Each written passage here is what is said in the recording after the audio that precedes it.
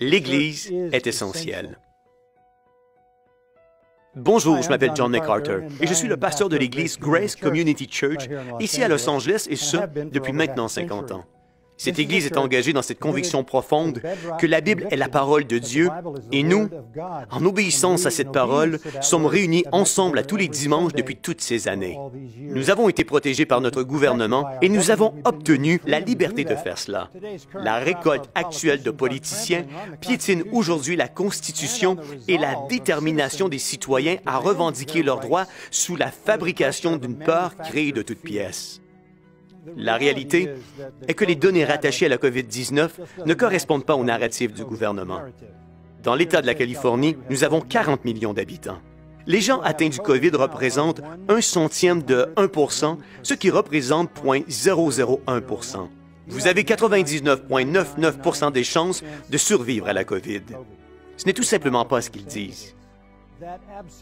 Cela ne justifie absolument pas de fermer quoi que ce soit, spécialement fermer de manière absurde et arbitraire, des églises qui bénéficient d'une protection spéciale par la Constitution et en même temps laisser ouvertes les cliniques d'avortement, les bars de danseuses, ainsi que les points de vente de marijuana. Et au fait, le ministère de la Santé a déclaré publiquement qu'il allait autoriser les émeutes et les manifestations sans tenir compte du mandat de santé et de sécurité.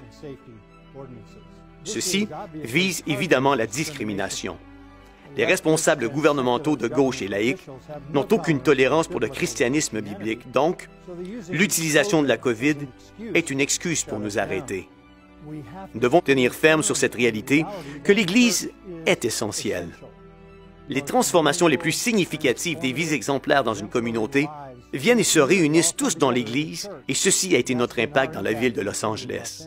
Pour une période de 20 semaines, nous n'avions aucun ministère pour les enfants, les jeunes gens, les étudiants du collège, les jeunes adultes, les familles, aucun mariage, aucune funéraille, pas de ministère à nos précieuses personnes atteintes de handicap et aucune possibilité de passer des appels dans un hôpital pour rejoindre ceux qui étaient malades.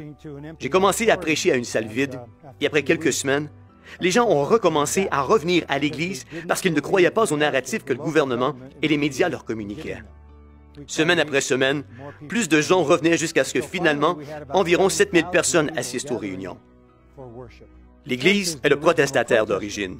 Si nous retournons à la réforme protestantiste, il y a de cela 500 ans, le gouvernement en place à cette époque essayait de dicter à l'Église comment il devait adorer Dieu. Aujourd'hui est un moment décisif pour l'Amérique. Dieu nous a accordé la liberté de nous réunir en tant qu'Église et cela a été protégé par la Constitution.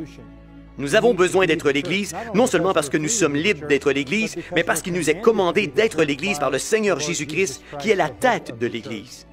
Maintenant est le moment de tous les temps pour se réunir en tant qu'Église. Ouvrez votre Église, l'Église est essentielle.